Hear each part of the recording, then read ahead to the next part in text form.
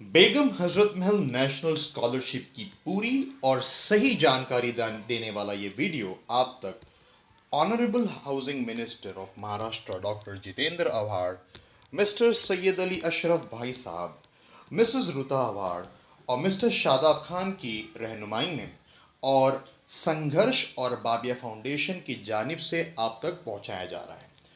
ये वीडियो आप अच्छे से देखें और माइनॉरिटी कम्युनिटी से जो लड़कियां बिलोंग करती हैं और जो 9th स्टैंडर्ड से लेके 12th स्टैंडर्ड तक पढ़ रही हैं उन तक इस वीडियो को ज़रूर शेयर करें ताकि वो इस स्कॉलरशिप का फ़ायदा उठा सकें।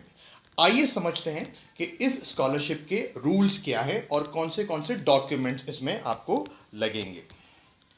पहले समझते हैं कि माइनॉरिटी कम्युनिटी में कौन सी कम्युनिटी आती है। माइनॉरिटी कम्युनिटी में आते हैं मुस्लिम, क्रिश्चियन, सिख, बुद्धिस्ट, जैन, पारसी। ये 6 कम्युनिटी जो है ये माइनॉरिटी कम्युनिटी को बिलोंग करती है। मतलब जो लड़कियां, क्योंकि ये स्कॉलरशिप गर्ल्स के लिए है, इसीलिए जो गर्ल्स इन 6 कम्युनिटी में से किसी एक कम्युनिटी को बिलोंग करती हैं और वो अगर 9th स्टैंडर्ड से लेके 12th स्टैंडर्ड तक पढ़ रही हैं तो वो इस स्कॉलरशिप के लिए अप्लाई कर सकती हैं।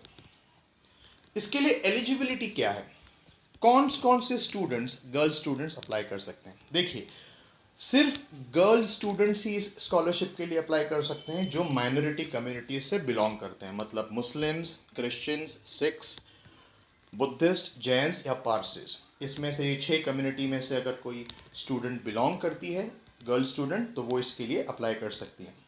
स्कॉलरशिप वही लड़कियां अप्लाई कर सकती हैं जिन्होंने जो अभी 9th स्टैंडर्ड से 12th स्टैंडर्ड के बीच में पढ़ रही हैं, ओके, और जिन्होंने लास्ट एग्जामिनेशन में, जो लास्ट एग्जाम उनका जो फाइनल हुआ था उसमें उन्होंने 50% मार्क्स हासिल किया है। सो 50% होना चाहिए। जिन गर्ल्स ने 50% या उससे ऊपर स्कोर किया है वो ही इस स्कॉलरशिप के लिए अप्लाई कर सकते हैं। और साथ में स्टूडेंट्स के जो पेरेंट्स या गार्डियंस हैं उनका जो साल का इनकम है पूरे साल का वो 2 लाख रुपए से कम होना चाहिए। तो ये है क्राइटेरिया एलिजिबिलिटी का। ये स्टूडेंट्स ही बेगम हजरत महल स्कॉलरशिप के लिए अप्लाई कर सकते हैं। ठीक है, अब सिलेक्शन कैसे होता है। सिलेक्शन के 2 क्राइटेरिया है, एक तो परसेंटेज, जिन बच्चों के परसेंटेज अच्छे होते हैं, और जिनके पेरेंट्स हैं, बच्चों के पेरेंट, उनके फैमिली इनकम। तो इन दोनों चीज़ों को देखकर सिलेक्शन किया जाता है, बच्चों के परसेंटेज और बच्चे के पेरेंट का जो एनुअल इनकम है, इन दोनों पॉइंट्स को ध्यान में रखकर सिलेक्शन किया जाता है बेगम हजरत महल नेशनल स्कॉलरशिप में। ठीक है, स्कॉलरशिप में अगर सिलेक्शन हो जाता है तो याद रखिएगा इसमें कैश नहीं आता, डायरेक्ट पैसा बच्चे के अकाउंट में आता है। ये आपको ध्यान में रखना है। अगर क्लास 9 में स्टूडेंट है तो उसको 5,000 रुपये मिलेंगे, क्लास 10 है अगर सिलेक्शन हुआ तो 5,000, क्लास 11 को 6,000 और क्लास 12 के स्टूडेंट को 6,000। ठीक है, याद रखिए सिलेक्शन हुआ तो बच्ची के जो स्टूडेंट है उसके बैंक के अकाउंट में पैसे आएंगे। ठीक है, सिलेक्शन होने के बाद।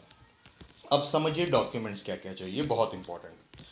School verification form, get it verified from the principal. जब आप ऑनलाइन फॉर्म भरेंगे वेबसाइट पे जाके, वेबसाइट का एड्रेस मैं आपके साथ में शेयर करूंगा, तो वहाँ से ही आप जो है स्कूल वेरिफिकेशन फॉर्म डाउनलोड कर सकते हैं। डाउनलोड करने के बाद में उस पर आपको फ़ोटो लगाना होता है।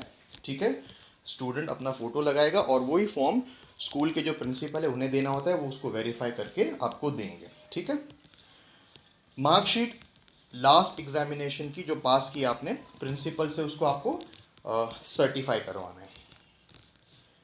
इनकम प्रूफ के जो इनकम सर्टिफिकेट है कि पेरेंट्स का साल का इनकम 2 लाख से कम है, ये इनकम सर्टिफिकेट आपको इसके लिए रिक्वायर्ड होगा। इनकम सर्टिफिकेट आप तहसीलदार का भी बनवा सकते हैं, और अगर आप तहसीलदार से नहीं बनवा कर ले सकते हैं तो आप प्रधान से या सरपंच से या म्यूनसिपल बोर्ड से, काउंसिलर से, एमएलए से, एमपी से, या कोई भी जो गैजेटेड ऑफिसर्स होते हैं उनसे भी आप इनकम सर्टिफिकेट बनवा कर ले सकते हैं। मतलब तहसीलदार का इनकम सर्टिफिकेट होना कंपलसरी नहीं है। आप तहसीलदार से भी इनकम सर्टिफिकेट बनाकर ले सकते हैं, और प्रधान या sarpanch, municipal board, counsellors, MLA, MP या कोई गैजेटेड ऑफिसर है उससे भी आप इनकम सर्टिफिकेट बनवा कर ले सकते हैं। और इनकम सर्टिफिकेट पे ये मेंशन होना चाहिए कि बच्चे के पेरेंट्स का साल का इनकम 2 लाख रुपए से कम है। Bank passbook self certified copy होनी चाहिए। याद रखिए, नाम अच्छे से बराबर से स्पेल होना चाहिए उस पर, और अकाउंट बच्चे के नाम पर ही होना चाहिए, ये आप ध्यान में रखिए। स्टूडेंट के नाम पर ही अकाउंट होना चाहिए, स्पेलिंग वगैरह आप अच्छे से चेक कर लीजिएगा, ठीक है।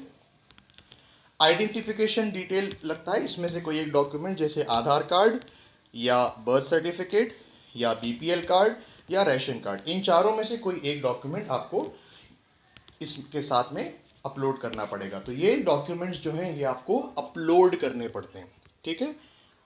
आपको सारे फॉर्म्स, जो भी डॉक्यूमेंट्स है वो फॉर्म भरने के बाद में अपलोड करने हैं। कैसे अप्लाई करेंगे आप? ये जो वेबसाइट आपके सामने है स्क्रीन पर, इस वेबसाइट पर जाकर आप ऑनलाइन फॉर्म भर सकते हैं। आप गूगल पे भी लिख सकते हैं बेगम हजरत महल नेशनल स्कॉलरशिप, और फिर जो सबसे पहला ऑप्शन आएगा उस पर आप क्लिक करेंगे तो आप, वही वेबसाइट है, वहां पर जाकर आप अपना ऑनलाइन फॉर्म भर सकते हैं। अगर आपको इस स्कीम के बारे में कुछ ज़्यादा जानकारी चाहिए या कोई डाउट है तो ये हेल्प डेस्क नंबर है बेगम हजरत महल नेशनल स्कॉलरशिप का, 011-235-83788 या 011-235-83789। यहाँ पर आप कॉल करके भी इंफॉर्मेशन ले सकते हैं और ईमेल भी कर सकते हैं। ईमेल आपके सामने स्क्रीन पर है। अगर आपके सारे डॉक्यूमेंट्स रेडी हो गए, आपको अगर फॉर्म भरना है, तो आप संघर्ष ऑफिस जो मुमरा पुलिस स्टेशन के बिल्कुल सामने है, वहां पर जाकर भी आप राजू सर से मिल सकते हैं। 1 बजे से लेकर शाम 5 बजे के बीच में वो आपको फॉर्म भरने में आपकी हेल्प ज़रूर करेंगे, ठीक है। तो ये जो इन्फॉर्मेशन थी, ये पूरी इन्फॉर्मेशन थी बेगम हजरत महल नेशनल स्कॉलरशिप की। इस वीडियो को आप ज़्यादा से ज़्यादा माइनॉरिटी कम्युनिटी से जो लड़कियां बिलोंग करती हैं, जो 9th स्टैंडर्ड से लेके 12th स्टैंडर्ड तक पढ़ रही हैं, उनके साथ में शेयर करें ताकि वो इस स्कीम के लिए अप्लाई कर सकें, और इस स्कॉलरशिप के लिए अप्लाई करने के बाद अगर उनका सिलेक्शन होता है तो उनको जो रकम है, जो मैंने आपके साथ में भी डिस्कस की है, वो उनके बैंक के अकाउंट में आएगी। Thank you so much, take care, bye bye.